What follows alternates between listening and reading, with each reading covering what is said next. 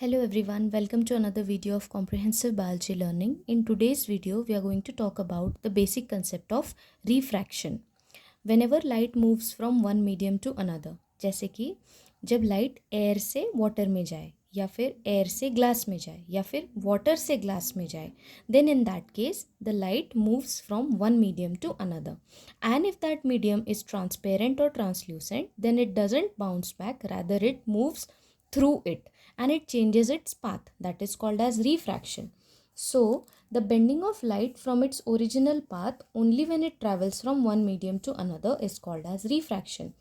अगर कोई लाइट एक मीडियम से दूसरे मीडियम में जाती है और दोनों मीडियम डिफरेंट है, लेट्स से ग्लास से एयर में या फिर एयर से ग्लास में, then in that case light अपने ओरिजिनल पाथ को छोड़ के बेंड हो जाती है. That is called as refraction. Now if we talk about how the light moves in a single medium, सिर्फ एयर में मूव कर रही है, then in that case light moves in a straight line, rectilinear pathway, it continues on the same path.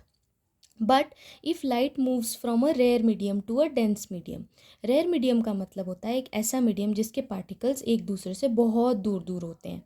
Dense medium का मतलब होता है एक ऐसा मीडियम जहाँ पे पार्टिकल्स एक दूसरे के पास में होते हैं.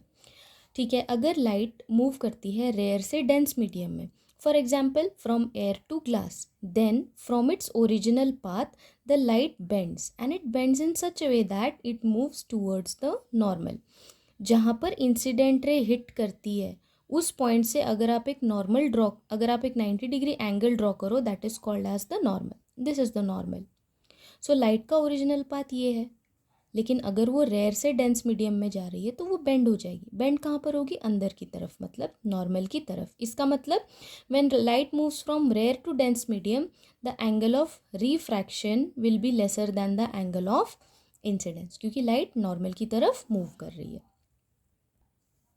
वैसे ही अगर इसका ऑपोजिट केस देखें, if the light moves from dense medium to rare medium, मतलब डेंस मीडियम में पार्टिकल्स बहुत पास पास हैं, रेयर मीडियम में बहुत दूर है, let's say from glass to air, then in that case if the incident ray hits the interface, मतलब जहाँ पे दोनों मीडियम एक दूसरे से मिल रहे हैं, if the incident ray hits the interface और उस पॉइंट से अगर आप एक 90 डिग्री एंगल ड्रॉ करो, you will call it normal. So in this case the incident ray will not travel on its original path, ये original path है, but it will bend away.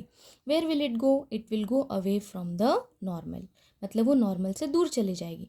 So in this case the angle of incidence is lesser than the angle of refraction.